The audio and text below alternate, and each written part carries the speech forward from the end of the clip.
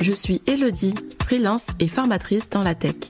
En 2017, à la fin de mes études, je rêve de m'installer en Afrique. 7 ans plus tard, je concrétise ce projet en famille et on choisit la Côte d'Ivoire. C'est officiel, nous sommes désormais RIPAT, des afro-descendants qui reviennent vivre sur la terre de leurs ancêtres. Toi aussi, tu en rêves sûrement, mais tu as peur de ne pas trouver d'emploi stable, une éducation de qualité pour tes enfants ou des clients pour te lancer comme entrepreneur ou freelance. Eh bien, désormais, tu as à tes côtés Life of RIPAT, un podcast où tu vas découvrir le portrait de nombreux RIPAT, salariés, entrepreneurs, parents, freelance et j'en passe. Ils vont t'expliquer leur quotidien, leurs sources de revenus, leur style de vie, autant d'informations qui te permettront de passer le pas et venir t'installer là où tout a commencé, en Afrique. C'est parti!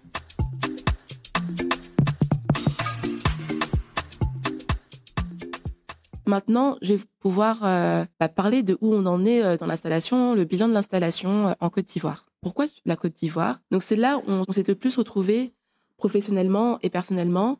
Donc déjà sur le plan personnel, mon mari il a grandi en Côte d'Ivoire, donc on y a un premier cercle familial, dans le sens où même si sa famille n'est plus là, il a ses amis d'enfance et les parents de ses amis qui l'ont vu grandir, à qui on rend visite régulièrement depuis 5 ans, donc avec moi-même, je m'inclus. Et donc, c'était pour moi l'occasion de pouvoir me recréer aussi un cercle familial. La famille, pour moi, c'est tout. Enfin, la famille a un rôle très important dans ma construction et même dans mon bien-être. J'ai besoin des miens. Et le fait d'avoir ces amis d'enfance vraiment avec qui il a grandi, une base solide. Et les parents de ses amis à qui on rend visite le week-end, le fait aussi de pouvoir consulter des aînés, c'est très important pour moi.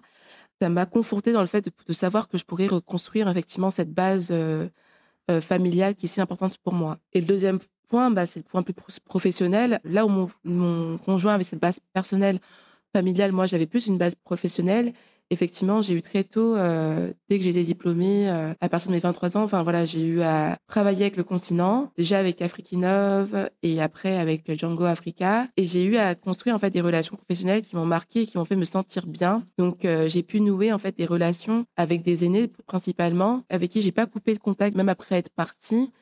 La relation a continué à croître et la plupart du coup de ces personnes sont basées ici à Abidjan et ça fait que quand je venais, je savais que j'avais cette base-là très solide et à qui j'allais pouvoir faire appel si j'avais besoin d'aide pour l'installation, si j'avais besoin de conseils ou même professionnellement, c'est des relations professionnelles qui aussi, je savais que c'était aussi une base d'introduction si j'avais besoin.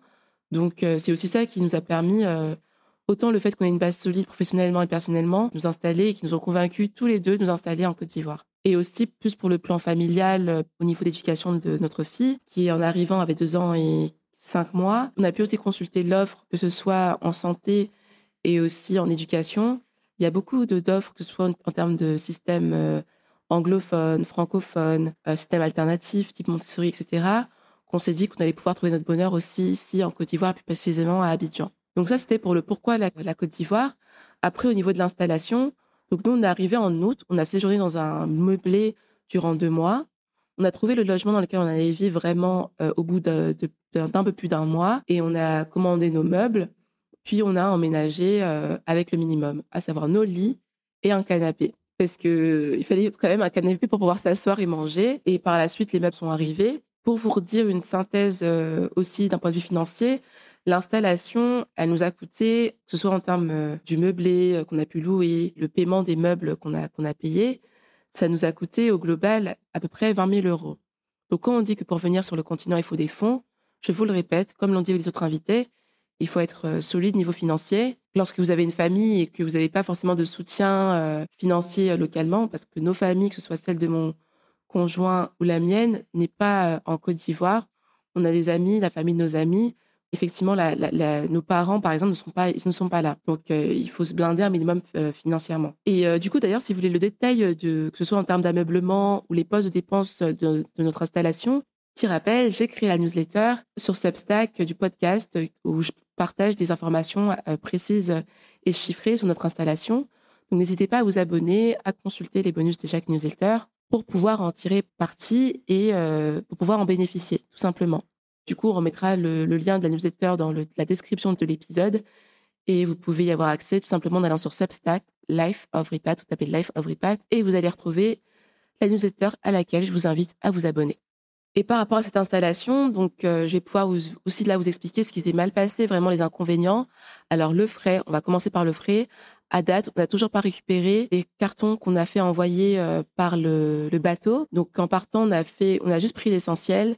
Donc c'est ce que mon conjoint m'a dit, tu prends que l'essentiel, ce dont tu as besoin pour 2 mois. Le reste, ça partira par le bateau. Et on a fait partir ça début août. On est début décembre. On n'a toujours pas reçu. Ça fait 5 mois. On n'a toujours pas reçu nos cartons. On devait attendre que 2 mois. On est à plus de 2 mois de retard. Donc ça, c'est quand même une déception. Après, le point positif, c'est que l'être humain s'habitue à tout. Il peut faire avec tout. Donc, ça fait 5 mois qu'on vit avec le minimum, ce qu'on a pu prendre dans nos valises pour 2 mois. Mais c'est vrai que là, je commence à sentir le manque au niveau des jeux de notre fille, au niveau même des habits. J'avais pris que l'essentiel pour 2 mois. Et des livres, j'aime beaucoup lire. J'ai pas voulu acheter parce qu'on a quand même une assez bonne bibliothèque avec mon conjoint. Donc, on a pris nos livres. J'attends vraiment là les livres. Donc, je vais pas racheter pour acheter. Je préfère attendre. Mais on sent le manque de ces éléments-là. Et à ce niveau-là, ouais, quand même, déception. Donc, je recommanderais pas le prestataire. Mais après, je pense que c'est aléatoire. Ça dépend des personnes. Mais en tout cas, pour nous, ça a été une difficulté. L'autre gros inconvénient qui s'est pas très bien passé, c'est les meubles. On tenait à faire nos meubles localement, à ne surtout pas céder à la tentation de la tranquillité, de faire venir nos meubles ici. Pas faire venir nos meubles, plutôt faire venir des meubles type Ikea, préfabriqués, etc. On a la chance ici d'avoir des matières premières. L'Afrique est un continent qui regorge de ressources naturelles. La moindre des choses, selon moi, est d'en profiter et de valoriser ces ressources naturelles dans ce qu'on crée ici. Donc, nous, on a tenu à faire nos meubles, tous nos meubles, parce qu'il y a aussi un savoir-faire. On peut bénéficier du bois massif qu'on paye à des prix assez exorbitants en Occident, tout simplement parce que c'est de l'importé. Ici, on peut le faire à des prix quand même raisonnables, abordables. Si vous voulez le prix de nos meubles, à nouveau, je l'ai mis dans la newsletter. Et donc, on a fait faire nos meubles et il s'avère qu'on a connu le retard. On m'avait prévenu, et c'est pour ça qu'on m'avait recommandé de faire prendre du préfabriqué, à faire importer ou chez Orca ici. Mais bon, je trouve qu'en termes de qualité, ça vaut pas forcément le prix qui est affiché. On est à plus de 2 mois de retard. Là, on a reçu tous nos meubles, c'est bon, mais on a plus de 2 mois de retard, voire quasiment 3. Et il faut avoir la patience. Mais à nouveau, l'idée aussi de venir, de s'installer dans un pays, c'est de contribuer à l'économie locale, surtout quand c'est un choix de retour qui est conscient comme celui de la diaspora. La moindre des choses, vraiment, pour moi, c'est de valoriser ce qu'on sait faire localement. Et ça, c'est des meubles qu'on va garder, je pense, durant tout notre séjour, notre vie sur le continent. C'est des meubles qui nous suivront, en fait, qui sont solides. Et ouais, c'est du vrai. Enfin, c'est ça, c'est du vrai, c'est du bois massif. Des meubles qui vont nous garder. Et c'était vraiment un impératif en termes aussi de conscience écologique. Et bon, j'en passe, de faire cet effort-là. Mais en tout cas, même si ça a pris du temps, on est très content du résultat. Les meubles sont très jolis. Mais bon, c'est juste que vraiment, ça a pris du temps. Donc ça, c'était les gros inconvénients quant à l'installation. Un autre point important de l'installation, forcément, on a un enfant, donc c'est l'école.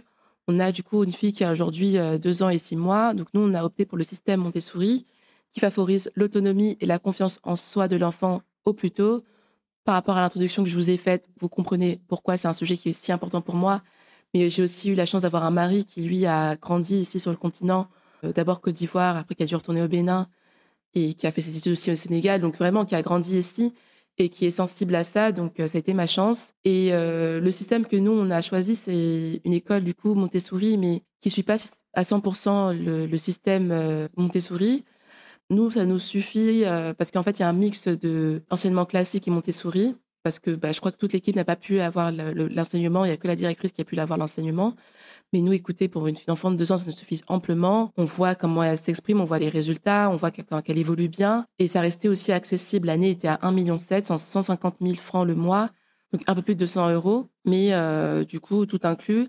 Il y a juste les fournitures à acheter en début d'année, donc tout ce qui est la peinture, pinceaux, feuilles de canson pour les dessins, par exemple. Et tous les mois, en plus, on rajoute les couches. Donc les couches, c'est vous qui les ajoutez en plus. Les mouchoirs et de l'eau, on participe un peu à la vie de la crèche, aux frais de la crèche. Mais c'est plus qu'abordable quand je vois les offres à côté. En termes de qualité-prix, c'est une référence. Et du coup, je vais vous donner le nom, c'est Lowe, Lowei Tréma, Montessori. C'était une crèche. Aujourd'hui, ils ont développé la maternelle. Donc, potentiellement, notre fille ira à la maternelle l'année prochaine chez eux. C'est très bien. Ils s'exercent beaucoup. Même rien que le système Montessori, c'est génial. Notre fille est très autonome. Elle a le réflexe, par exemple, juste pour vous donner un exemple, de faire le ménage après avoir mangé. Elle a le réflexe elle-même de nettoyer la table, de prendre ce qu'il faut pour nettoyer. Elle est déjà sensibilisée effectivement à la propreté, aussi au niveau du langage, de l'expression de ses émotions, etc. Ouais, ça fait un bien fou à notre fille et à nous, du coup, forcément. Donc ça, c'est pour l'éducation, ce qu'on a choisi comme système pour le moment pour notre fille. Je tenais aussi au niveau de l'installation à parler aussi des craintes parce que c'est des choses que je pense que certains vont ressentir en partant. Moi, ça fait plusieurs années sur lesquelles j'ai construit notre projet du retour, mais quelques semaines, quelques jours avant de partir, il y a des craintes qui venaient de nulle part, qui se sont empressées dans ma tête. Donc plus les chances arrivaient, et plus je craignais de ne pas avoir la force de m'éloigner de ma famille et donc d'avoir sous-estimé ce paramètre. Parce qu'effectivement, je venais, mais j'allais perdre le support système que j'avais. Donc mes parents, les tatas qui s'occupaient de notre fille. Donc j'avais cette crainte-là, en fait. On a retrouvé un support système de grande valeur aussi ici. Je craignais aussi que l'installation se passe tellement mal qu'elle cause la séparation avec mon conjoint. J'avais comme ça des craintes. Je vous en parle parce que bon, c'est personnel, mais je pense que c'est important parce que si vous êtes dans ce genre de situation, ce genre de crainte, c'est important d'avoir ces éléments-là. Et j'avais aussi la crainte qu'on soit moins proche parce qu'en France, en tant que salarié, je faisais beaucoup de remote. Mon conjoint, lui, il est freelance depuis une dizaine d'années, donc il était beaucoup en remote, donc on passait beaucoup nos journées ensemble, on était tout le temps ensemble. Et on s'en lasse toujours pas, mais j'avais cette crainte qu'on soit moins proche en développant nos cercles, lui en retrouvant ses amis d'enfance au quotidien, moi en développant mon propre cercle. Et en fait, pas du tout, même si du coup, je vais quand même, par rapport aux réalités locales, je vais quand même plus sur place chez les clients. Notre routine, c'est une routine qu'on a mis en place sur des années, donc on a la même, on parle toujours autant. On est peut-être moins ensemble en journée, mais on se retrouve que ce soit le matin, le soir ou dans la journée, je l'appelle. Donc à ce niveau-là, en fait, c'était que des craintes. Et tout ça pour vous dire qu'au final, par rapport à ces craintes-là que j'ai eues, il ne s'est rien passé de tout ça. Tout s'est quand même assez bien passé. C'est plus les inconvénients que je vous ai dit sur l'installation. Je vais vous en présenter d'autres. Mais franchement, ça s'est quand même très bien passé. C'était surtout des craintes, mon cerveau qui commençait à stresser et à même mettre des pensées dans ma tête. On va passer du coup maintenant au bilan en fait professionnel et aussi du podcast. C'est tout pour aujourd'hui.